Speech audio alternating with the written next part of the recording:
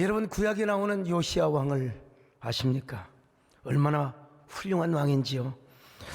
그는 먼저 여호와 보시기에 아주 정직했으며 그리고 다윗의 모든 길을 따랐다고 했습니다. 훌륭한 왕이었죠. 열왕기하 22장 2절의 말씀 같이 봅니다. 시작. 요시야가 여호와 보시기에 정직히 행하여 그의 조상 다윗의 모든 길로 행하고 좌우로 치우치지 아니하였더라. 자, 그래서 그는 왕이 되자마자 성전을 수리하며 성전을 청결하는 작업을 하였습니다.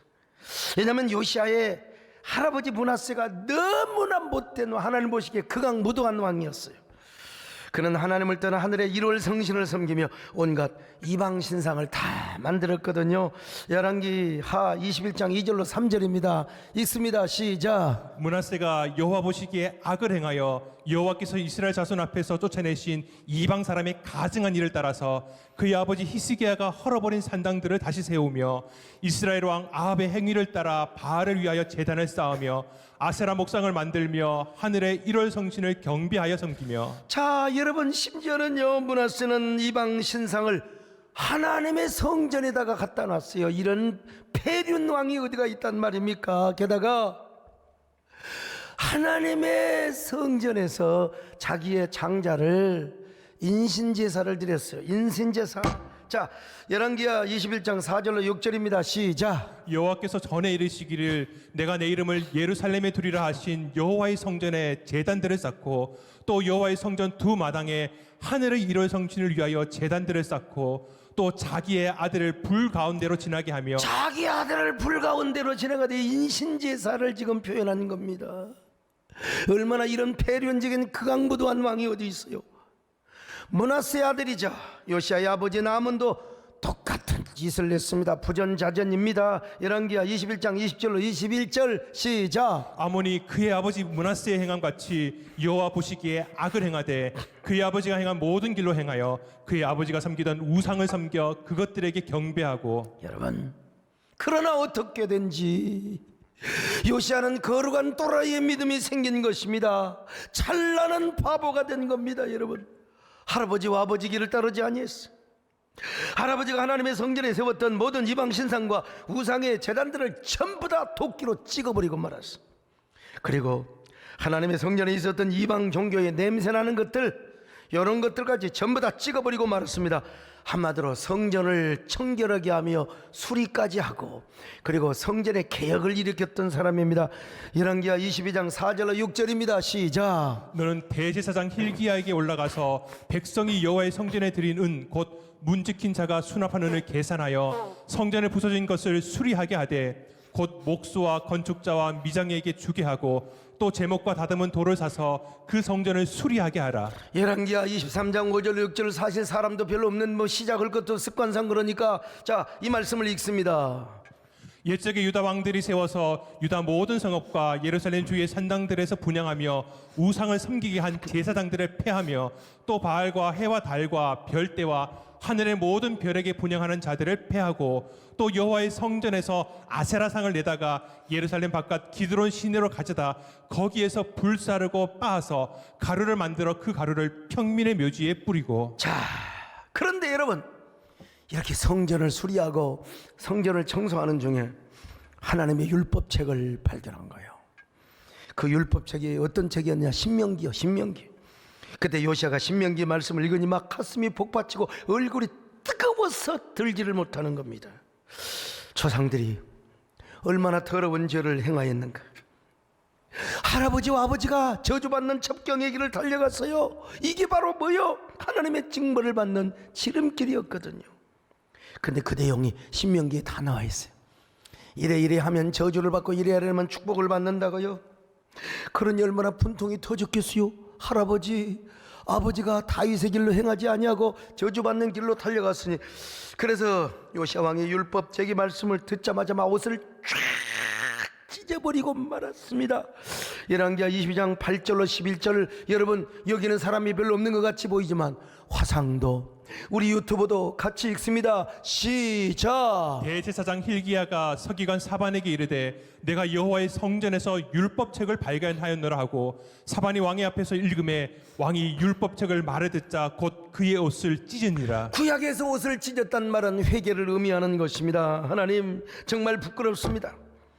하나님께 부끄러워서 얼굴을 들지를 못하겠나이다. 저희 할아버지와 아버지가 하나님 앞에 이런 죄를 짓다니, 하나님 이런 더러운 우상을 섬기다니요. 그러니 저희 할아버지와 아버지가 지은 죄를 제가 짊어지고 회개합니다. 그 대신 저는 하나님을 더 기쁘시게 하겠습니다. 하나님을 더 잘 섬기겠습니다. 우리 조상들이 하나님을 슬프게 했던 것보다 저는 하나님을 더 기쁘게 하겠습니다. 하나님 영광을 위해 살겠습니다. 주님 용서하여 주옵소서. 주여 우리의 죄를 용서하여 주소서. 지난 날의 잘못을 사하여 주옵소서. 주여 우리의 죄를 용서하여 주소서. 지난 날의 잘못을 사하여 주옵소서.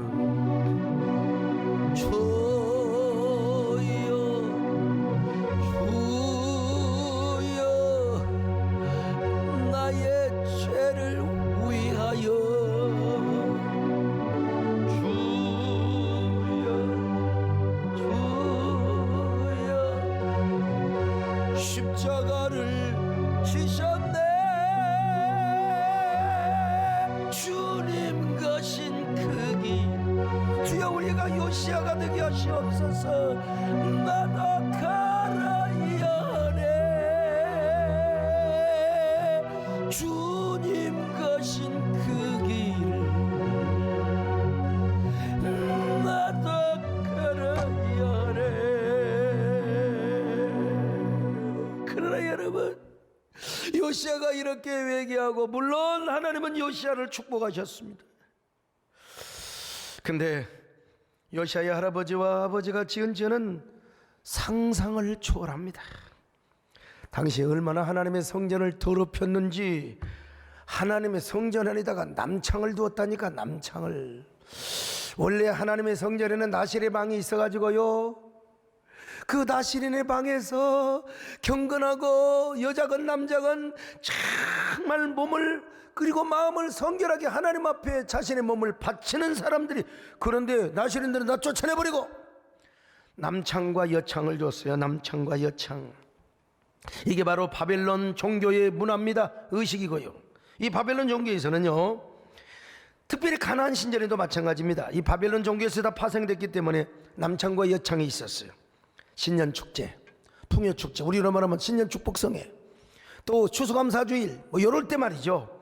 이게 바알의 신전에 찾아오는 여자와 남자들에게 음행을 하게 하는 겁니다. 남창은 여자에게, 여창은 남자에게. 이게 부족하면은 막 거기 있는 사람들끼리 막 음행을 하는 거예요. 그래야 저 하늘의 바알과 아세라가 비를 내려준다고 믿어서, 이게 바알 종교입니다. 바알 종교. 그런데 요시야의 할아버지는 남창을 데려다가 여창을 데려다가 성전에다 두었다니까요. 그래 성전에 오는 사람들과 음행을 하게 했다. 여러분, 하나님의 성전 안에서 신년축제 그리고 풍요축제를 하면서 이런 음행을 하도록 했다. 이건 용서받을 수가 없어. 그래서 요시야는 할아버지와 아버지가 했던 그 모든 것들을 다 도끼로 찍어버렸어요. 불태워버렸어요. 그리고 남창의 집을 다 불살라버리고 다 도끼로 찍어버리고 말았어요. 열왕기하 23장 6절로 7절입니다. 시작. 또 여호와의 성전에서 아세라상을 내다가 예루살렘 바깥 기드론 시내로 가져다 거기에서 불사르고 빻아서 가루를 만들어 그 가루를 평민의 묘지에 뿌리고, 또 여호와의 성전 가운데 남창의 집을 헐었으니 그곳은 여인이 아세라를 위하여 휘장을 짜는 곳이 처소였더라. 정말 잘했어요. 이 남창의 집을 그대로 두다니 당연히 도끼로 찍어버려야지요. 뿐만 아니라 다시는 이방 신에게 인신제사 드리면 안 된다. 절대로 못 드리게 합니다. 열왕기하 23장 10절입니다. 시작. 왕이 또 흰놈의 아들 골짜기의 도벳을 더럽게 하여 어떤 사람도 몰렉에게 드리기 위하여 자기의 자녀를 불로 지나가지 못하게 하고. 여러분, 몰렉의 자녀에게 불로 지나게 한다. 인신제사를 드렸다면 무슨 말이요? 한 놈을 바치면 온 놈이 잘 된다는 거예요. 이게 도대체 뭡니까? 자식 하나를 바치고 몰렉 신에게 마루둑이라고 하죠. 요 신에게 인신제사 불로 태워, 자기 자식을 불로 태운다니까. 그러면 온 자신의 자식들, 온 후손들이 잘 된다는 거예요. 요 바벨론 종교를 믿어서요 누가 므낫세 왕이요. 그런데 이걸 다 철폐를 시켜버렸습니다. 그리고 하나님의 성전 밖에 세웠던 모든 태양과 모든 이방 신상, 곧 아스도롯과 크모스와 밀곰 등의 신상들을 다 깨뜨려 버렸어요. 기드론 골짜기에 가서 다 태워버리고 말았습니다. 정말 훌륭한 왕이죠. 자, 열왕기하 23장 12절 같이 봅니다. 시작. 유다 여러 왕이 아하스의 다락 지붕에 세운 제단들과 므낫세가 여호와의 성전 두 마당에 세운 제단들을 왕이 다 헐고 거기서 빻아내려서 그것들의 가루를 기드론 시내에 쏟아버리고. 뿐만 아닙니다. 여러분, 요시아는 산당에 있었던 그 산당들, 산에 있었던 그 산당 종교, 모든 이방신을 쌓은 제단들, 이거 다 허물어버려서 집안에 있는 드라빔 우상들 전부 다 옛날 그 박정희 대통령 미신타파 이런 것처럼 말이죠. 에? 그냥 그 미신타파 운동을 그냥 버렸던 것입니다. 온 유다 백성들 하여금 마음을 다하고 성품을 다하고 힘을 다하도록 하며 하나님만을 섬겼습니다. 열왕기하 23장 19절입니다. 시작. 전에 이스라엘 여러 왕이 사마리아 각 성읍에 적어서 여호와를 경노하게 한 산당을 요시아가 다 제거하되 베델에서 행한 모든 일대로 행하고. 자, 여러분 또 열왕기하 23장 24절 25절도 봅니다. 시작. 요시아가 또 유다 땅과 예루살렘에 보이는 신접한 자와 점쟁이와 드라빔과 우상과 모든 가증한 것을 다 제거하였으니 이는 대제사장 hil기야가 여호와의 성전에서 발견한 책에 기록된 율법의 말씀을 이루려 함이라. 요시아와 같이 마음을 다하며 뜻을 다하며 힘을 다하여 모세의 모든 율법을 따라 여호와께로 돌이킨 왕은 요시아 전에도 없었고 후에도 그와 같은 자가 없었다. 보세요, 얼마나 훌륭한 남니 왕입니까?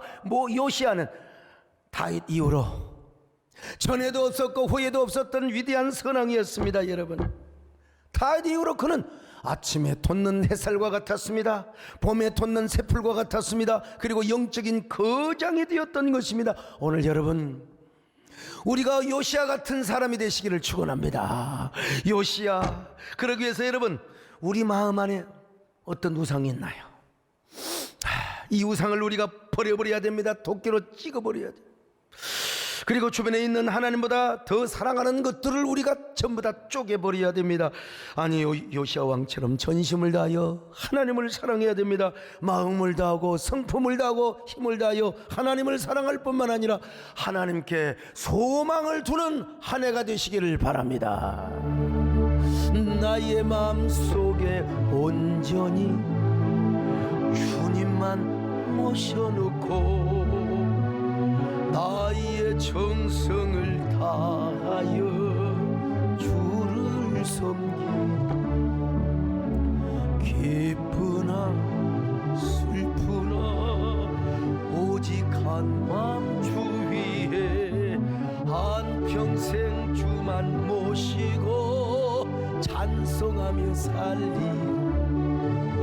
주는 너의 큰 능력, 주는 너의 큰 소망, 내가 항상 영원히 주님만을 서. 우리 유튜브 귀한 분들도 함께 가슴에 손을 얹고 다시 부릅니다. 주는 너의 큰 능력, 주는 너의 큰 소망, 내가 항상 영원히 주님만을 섬기리.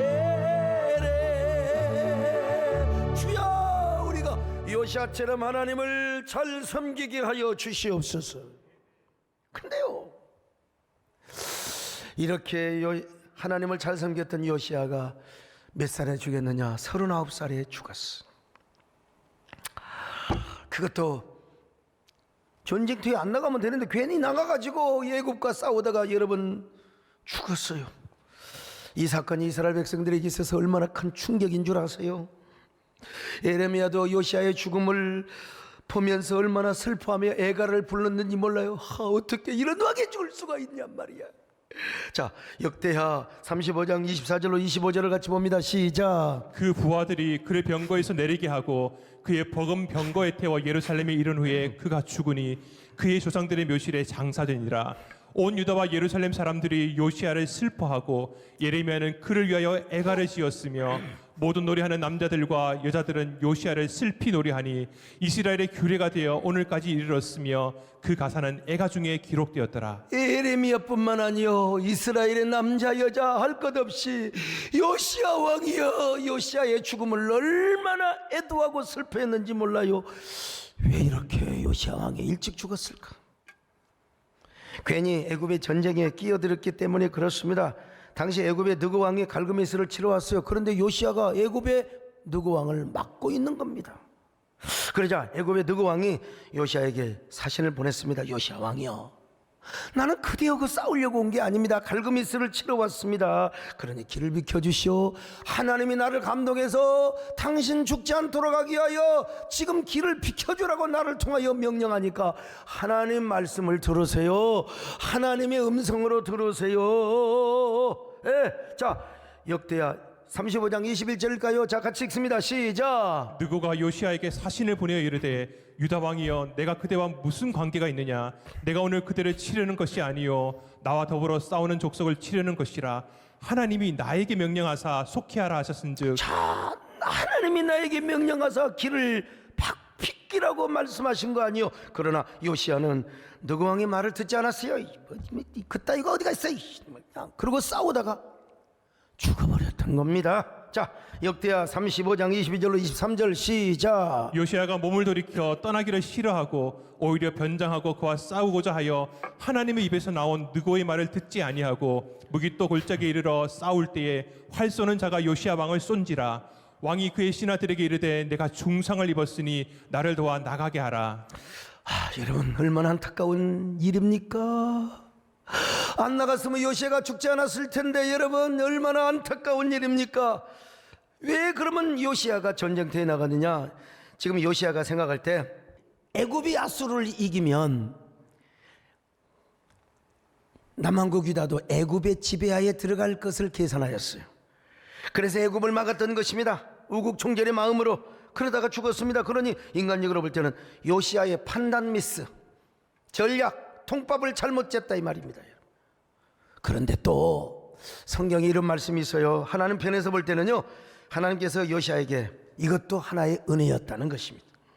이 사실을 여선지자 훌다가 예언을 하였는데요, 요시야가 일찍 죽게 함으로써 유대의 재앙을 보지 못하게 하리라는 것이, 이게 참 하나님의 뜻은 참 어찌 보면 참 알쏭달쏭할 때가 있는 것입니다. 자, 성경 보실까요?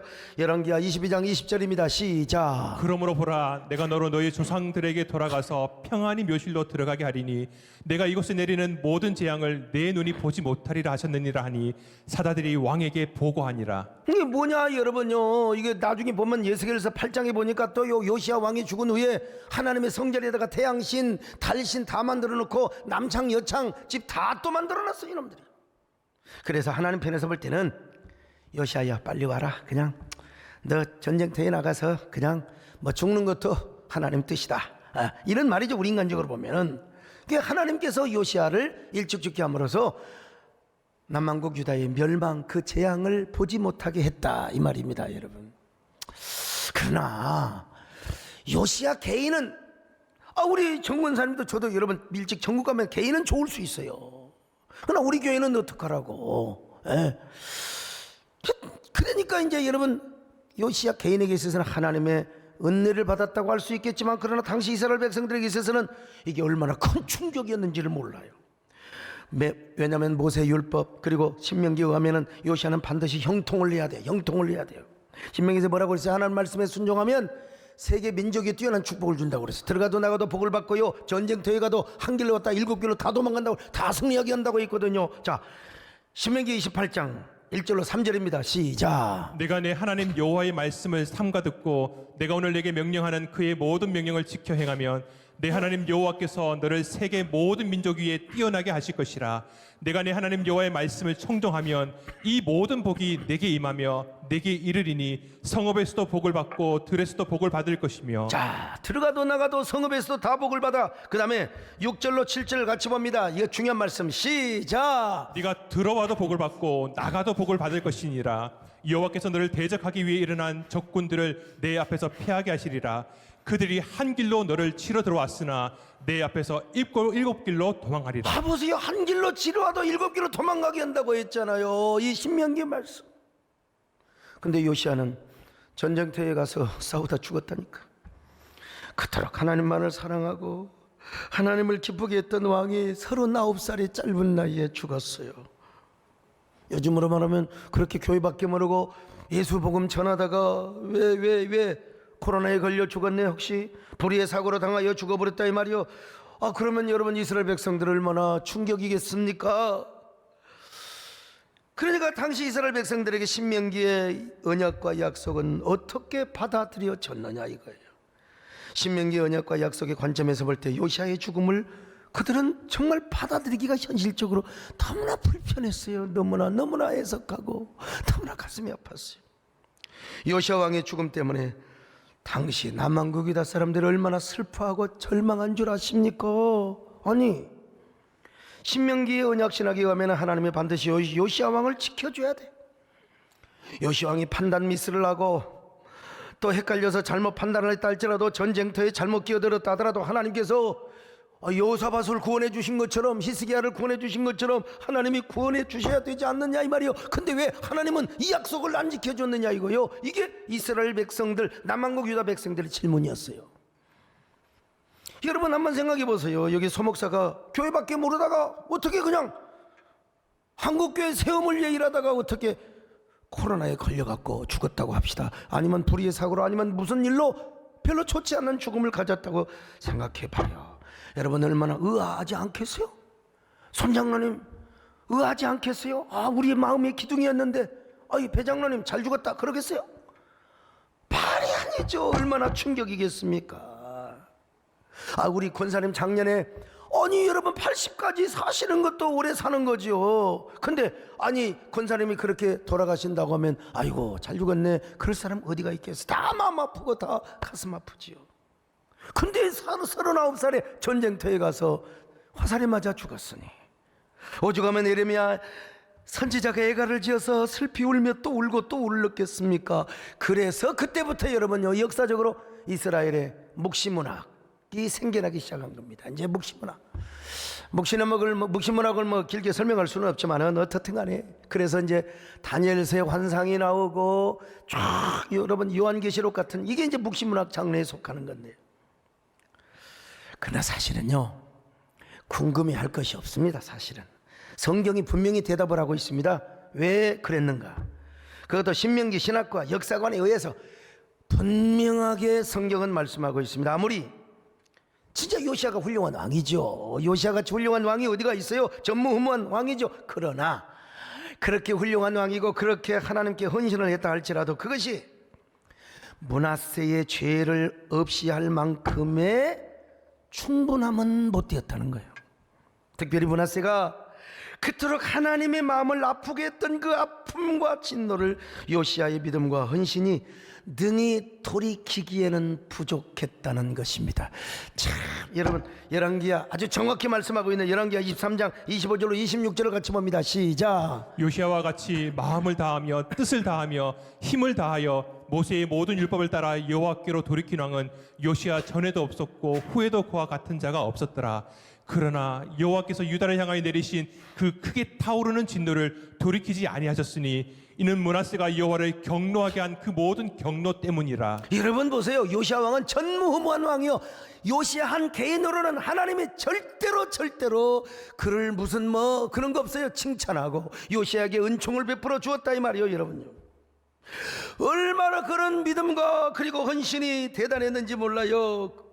정말로 므낫세가 했던 모든 것들을 반대로 하나님을 기쁘시게 하려고 노력했다 이 말이에요. 그러나 요시야를 향한 칭찬은 대단하였지만 그러나 요시야의 헌신과 요시야의 그 눈물의 희생이 므낫세가 하나님을 경록해 하고 진노하게 했던 그것을 능히 돌이키기에는 부족했다 이거예요.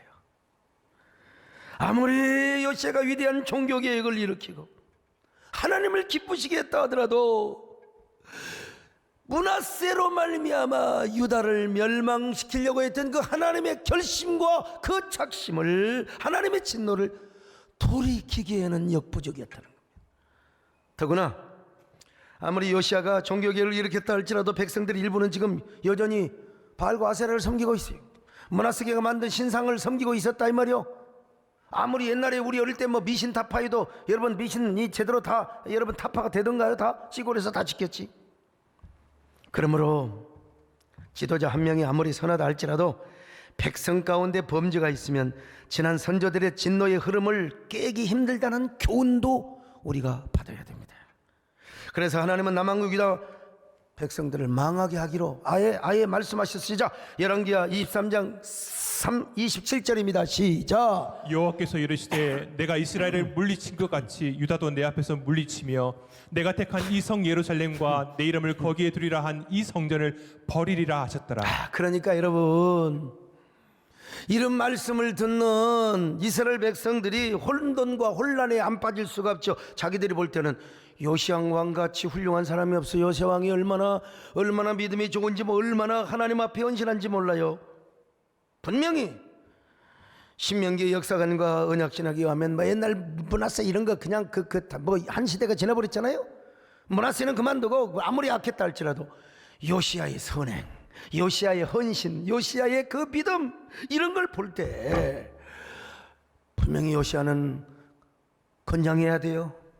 전쟁터에 가서도 이겼어야 돼요.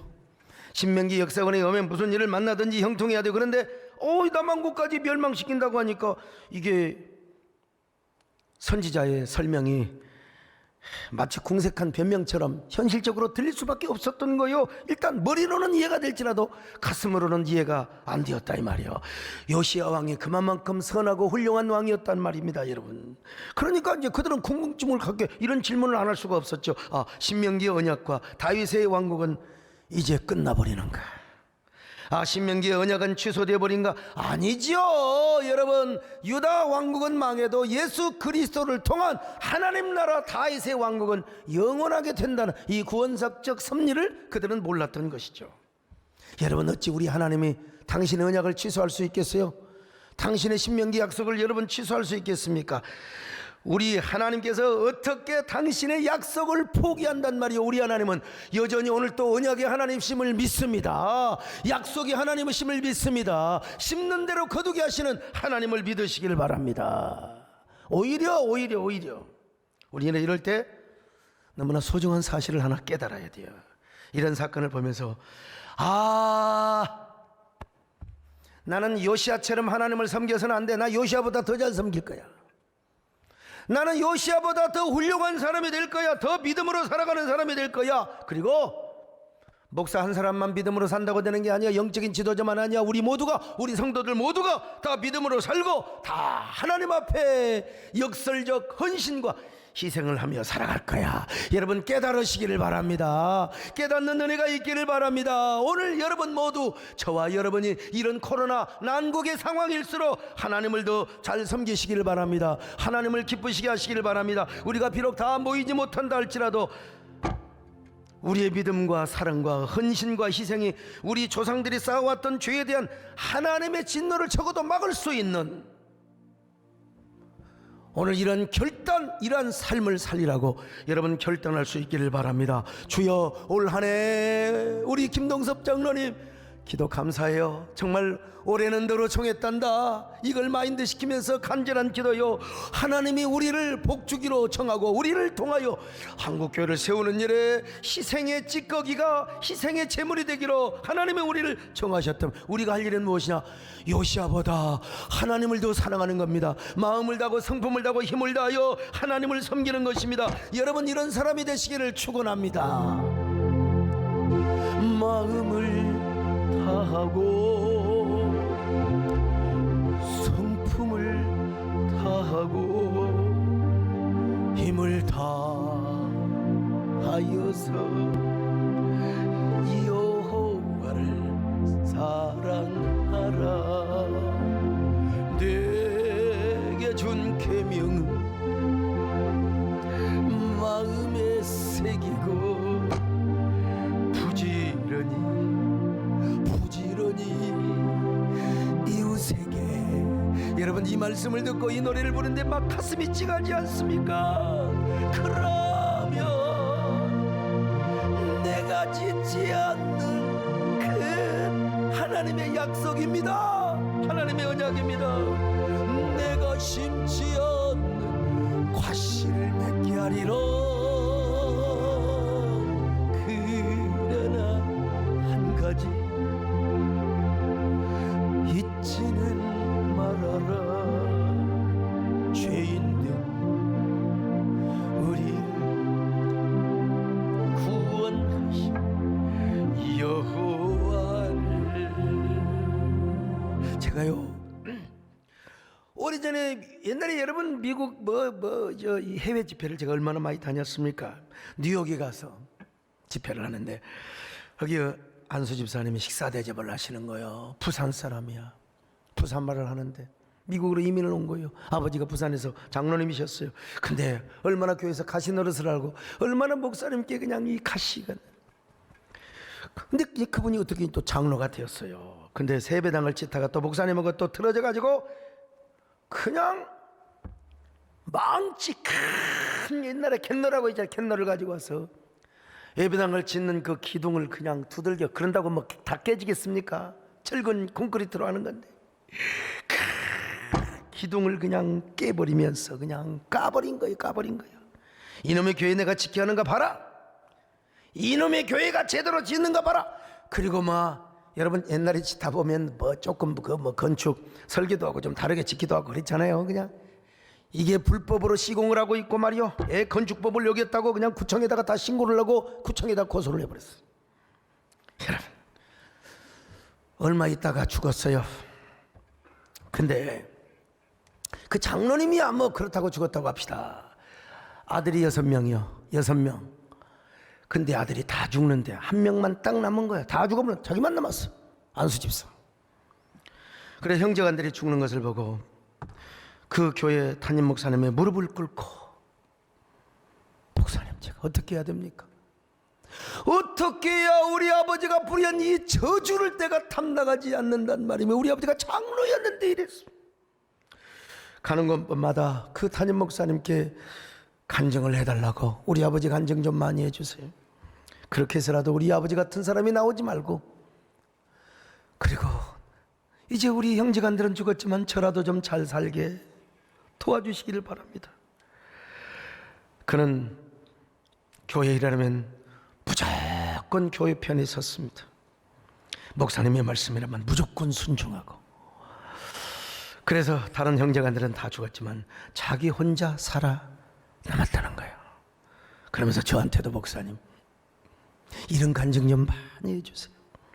그렇게라도 해서 제가 살고 제가 복을 받아야 되겠습니다. 저는 그분의 말씀을 듣고 이런 생각을 했습니다. 야, 정말 우리 하나님을 잘 섬겨야 되겠구나.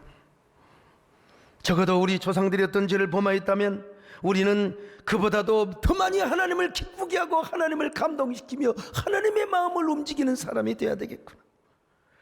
우리 조상이 죄를 지어 하나님을 경노하게 했던 것보다 내가 더 하나님을 사랑하고 하나님의 마음을 감동시키며 하나님을 기쁘시게 해야 된다. 내가 이런 그 가슴에 이런 그 불덩어리를 들고 다시 한국으로 돌아와서 여러분 그런 겁니다. 두두요, 우리 아버지 어머니가 평생 제사 드리고 고사 드리고 고사 지내고 막 이방 종교에 가서 그렇게 공을 들였던 것, 나는요 그런 걸 생각하면서 나는 우리 아버지보다도 우리 어머니보다도 내가 더 많이 하나님 앞에 바치고 내가 더 하나님을 기쁘시게 해야 되겠구나 항상 생각하면서 나는 우리 형제간들에게도 그런 얘기를 합니다. 우리 정권사님은 저의 모범이고 모델이 되어 주셨고요. 여러분 한번 생각해 보십시오. 여러분의 조상은 어떤 사람들이셨어요? 하나님 앞에 어떤 죄를 저질렀습니까? 행여라도 혹시 여러분 부모님이 교회를 다니면서도 막 주의 종의 액감이 된 적은 없었습니까? 그러면 주의 종과 사이가 안 좋아서 하나님을 불쾌한 것 이상으로 여러분들이 주의 종과 좋은 관계를 갖고 하나님을 잘 섬기는 것입니다. 여러분의 부모님이 평생 우상을 섬기고 재산을 헛된 곳에 쓰셨다면 여러분은 하나님께 더 많은 헌신을 하셔야 됩니다. 하나님을 더 기쁘시게 하셔야 됩니다. 난 우리 아버지가 그렇게 교회를 핍박하셨어요. 예수 믿는 사람들 그렇게 증오하셨어요. 난 그러니까 여러분 교회를 세우려고 하고 어떻게든지 내가 욕먹어도 싸다. 나는 교회를 더 세우리라. 여러분 저뿐만 아니라 여러분도요 하나님의 은혜를 생각하면서 다른 사람들까지도 하나님 앞에 바로 살고 바로 헌신하게 할 수 있기를 바랍니다.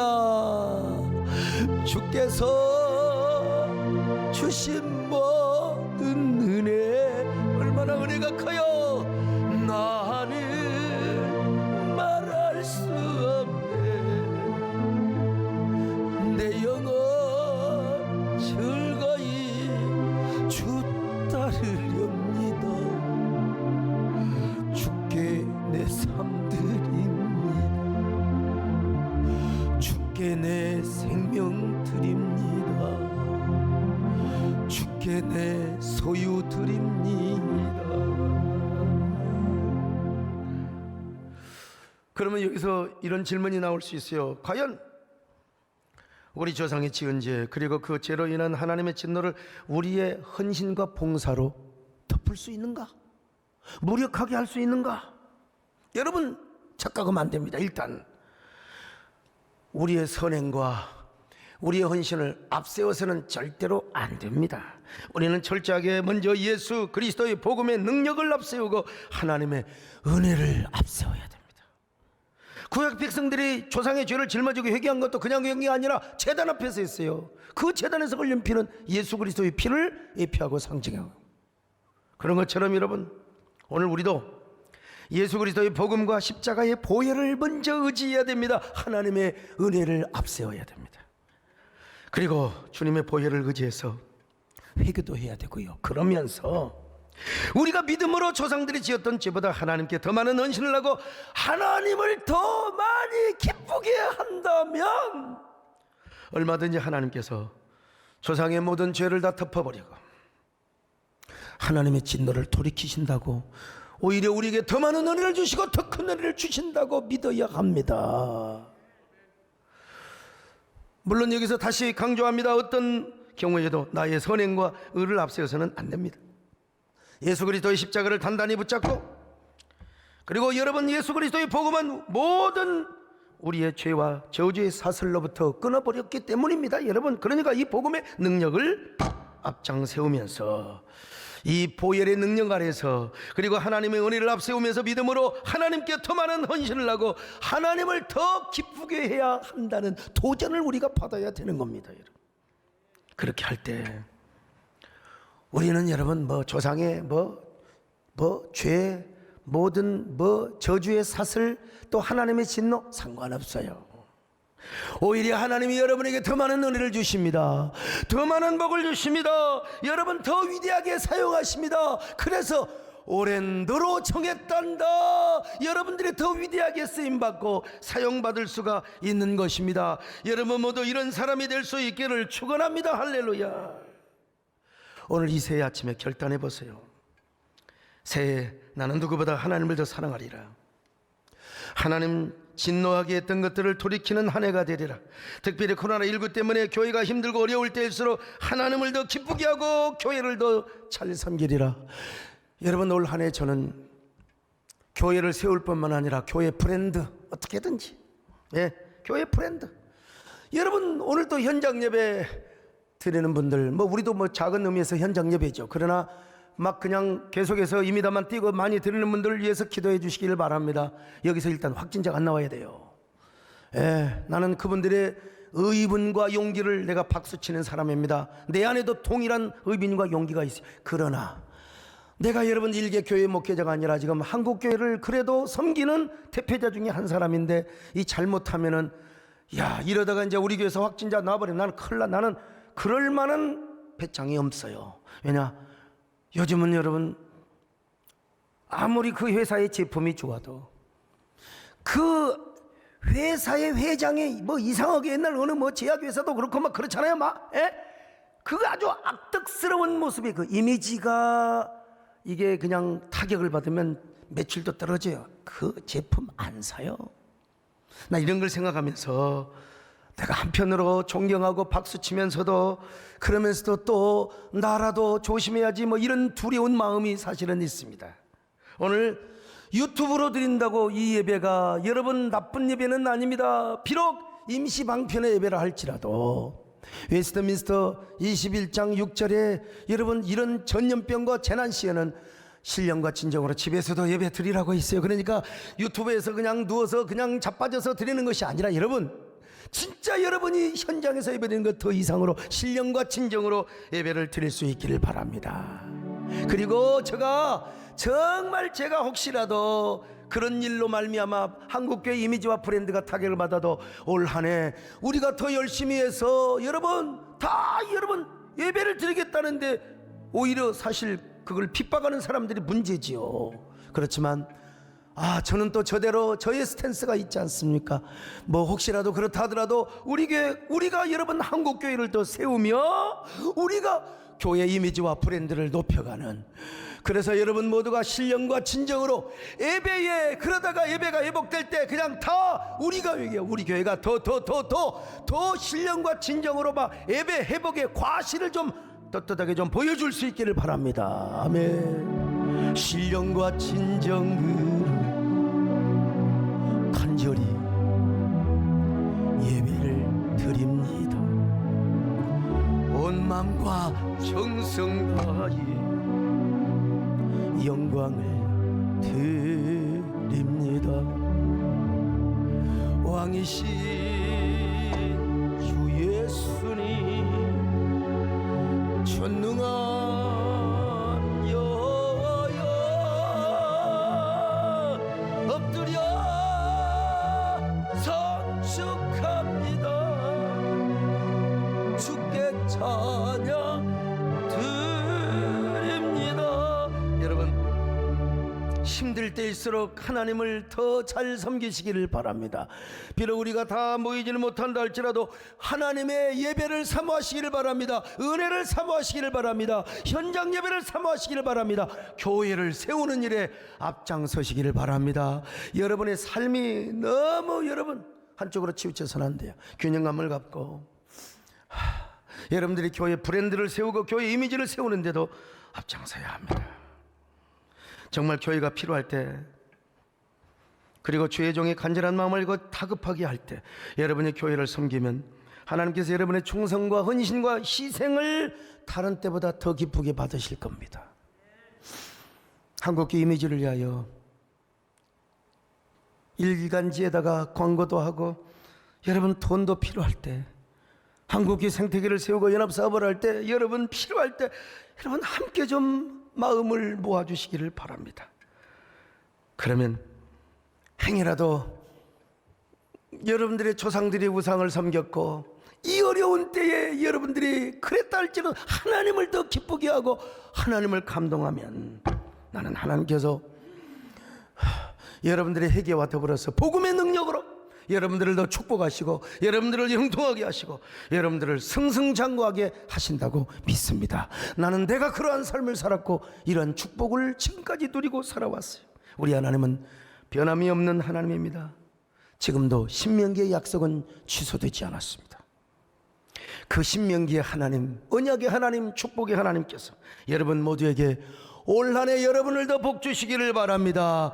하나님께서 여러분에게 형통하게 하시기를 바랍니다. 승승장구하게 하시기를 바랍니다. 여러분을 찍었다는 그 말씀, 여러분을 정했다고 하는 그 은혜가 오늘도 여러분의 가슴을 울렁거리게 하시기를 바랍니다.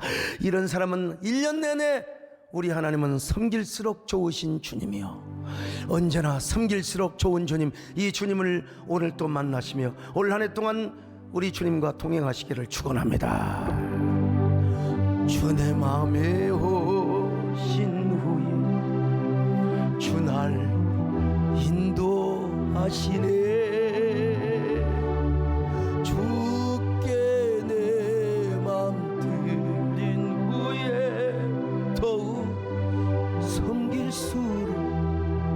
귀한 주님, 더욱 섬길수록 더 귀한 주, 더욱 사랑할수록 주날 내 맘에 기쁨이 넘치네. 오직 섬길수록 더 귀한. 가슴에 손을 얹고 주님, 나는 어떤 사람입니까? 우리 조상들은 하나님을 어떻게 섬겼고 또 어떻게 하나님을 대적하였습니까? 오늘 시간 주님의 보혈의 은혜를 힘입고 회개하게 하시고 내가 더 주님을 기쁘게 하고 주님을 섬기는 주님의 마음을 감동시키는 제가 되게 하여 주옵소서. 그리고 올 한 해는 섬길수록 귀한 주님, 올해는 나를 정하고 나를 찍었던 그 하나님, 섬길수록 좋으신 주님을 섬기며 만나고 동행하게 하여 주시옵소서. 함께 한 20-30초 동안 마음속으로 기도합니다. 아멘. 주야,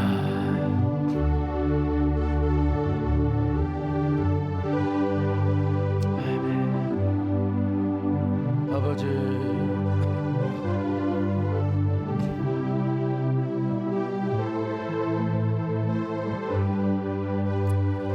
하나님 고맙습니다.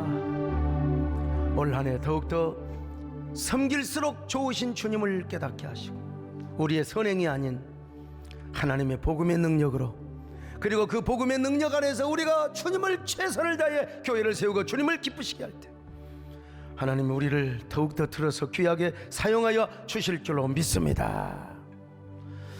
하나님, 그리고 저 지방에서 현장 예배를 강행하는 귀한 교회 좋습니다. 하나님, 그곳에 주님이 함께 하시고 절대로 행여라도 확진자 발생하지 않도록 도와주시옵소서. 이제 어차피 1월 17일 이후에는 이제 풀리게 될 텐데 하나님 그때까지 도와주시고 보호하시고 불담과 불성각으로 지켜주시고 오늘 우리 교회도, 우리 지역교회도, 우리 한국교회도 불담과 불성각으로 지켜주시옵소서. 교회를 혐오하며 증오하는 그런 교회를 이해하지 못하는 사람들의 마음도 감동하여 주옵시고 이제 한국교회가 다시 한번 크리스텐텀 전성기를 맞는 귀한 저희들 되게 하여 주시옵소서. 예수님의 이름으로 기도드리옵나이다. 아멘.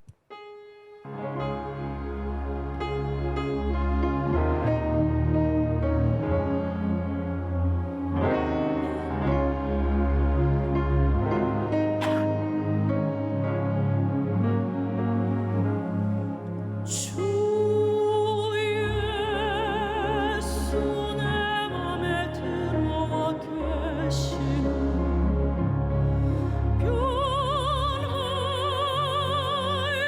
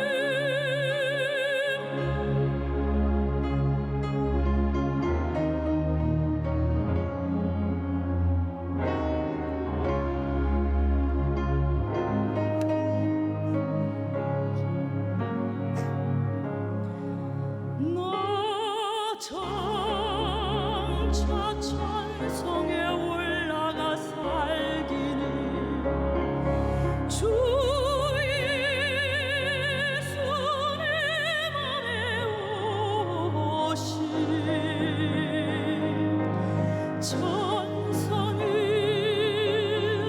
향하여 나 장차 가리니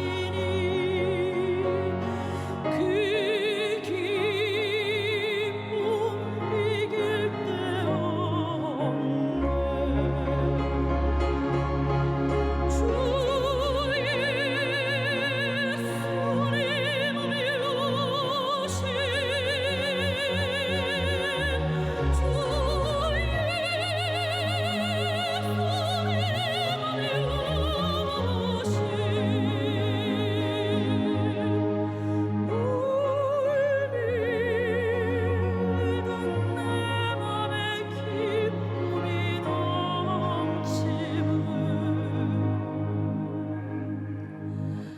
주의 소림을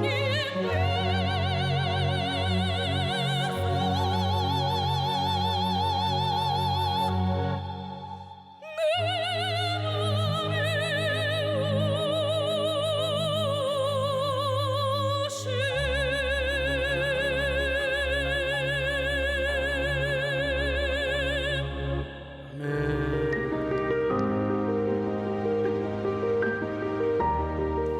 안녕하세요. 18교구 노진선 집사입니다. 저의 결혼 생활은 언제나 고난의 연속이었습니다. 물질은 언제나 부족했고 건강이 좋지 않았던 남편은 하루가 멀다 하고 늘 술에 찌들어 있었고 어린 딸은 밤마다 비슷한 시간에 자다가 깨어 울고 울 땐 엄마도 알아보지 못했습니다. 그 시절 제 머릿속엔 저 사람과 헤어져야 내가 살 수 있다는 생각과 극심한 우울증으로 힘든 나날들을 보냈습니다. 그러던 중 전도되어 세해된 교회를 나오게 됐고 저는 말씀과 예배를 통해 하나님을 인격적으로 만나기 시작했습니다. 모태신앙이었지만 주일 성수도 잘 지키지 못했던 제가 새가족 양육을 통해 주님 앞에 나의 삶을 돌아볼 수 있는 계기가 되었고 지금의 나를 건져줄 분은 하나님밖에 없다는 것을 알게 되자 제 마음이 뜨겁게 타올랐습니다. 어느 날 철야 예배 말씀의 은혜를 받고 기도하는 가운데 11조의 감동을 강하게 받았습니다. 물질로 너무나 어려웠던 저는 드릴 수 있는 물질이 없기에 11조를 드릴 수 있게 해달라고 간절히 기도했습니다. 그런데 제 상황과 형편을 보면 11조를 드릴 수 없을 것 같았습니다. 저희 시댁은 과거에 남편의 친할머니가 무당이었고 2명의 시누이가 한 명은 저를 가지고 한 명은 스님이었기에 남편은 제게 늘 종교에 맹신하지 말라고 했었습니다. 그렇기에 남편 몰래 11조를 준비해야 했고 또 드릴 물질이 없었습니다. 그런데 드리고자 마음먹으니 하나님께서는 결국 드릴 수 있게 하셨습니다. 그때부터 저는 11조를 목숨과 같이 드렸습니다. 11조를 드리기 시작하자 하나님께서는 다음 해에 원래 나오지 않던 성과급을 받게 하셨습니다. 저는 더욱 헌신이 하고 싶어 기도했고 더욱 적극적으로 드리기 시작했습니다. 그러면서 제 안에 성전을 사모하는 마음이 더욱 커져갔습니다. 그래서 아기를 낳은 지 얼마 안 되었을 때에도 아기 젖을 먹이면서 안내봉사를 시작했고 양육교사, 평계원 행정팀 등 빚진 자의 마음으로 사명을 감당하기 시작했습니다. 그렇게 하나님을 바라보자 제 삶에 기적과 같은 11조의 축복이 쏟아지기 시작했습니다. 다시 태어나도 변할 것 같지 않던 남편이 점점 예배의 자리에 스며들기 시작한 것입니다. 지방에서 매주 왕복 9시간을 운전하며 철저하게 주일 성수를 했고 끊을 수 없을 것 같았던 술과 담배도 금단 현상 없이 단번에 끊더니 자신의 삶을 반전시키기 시작하였습니다. 항상 물질로 허덕였던 주님께 모든 영광 올려드립니다. 감사합니다.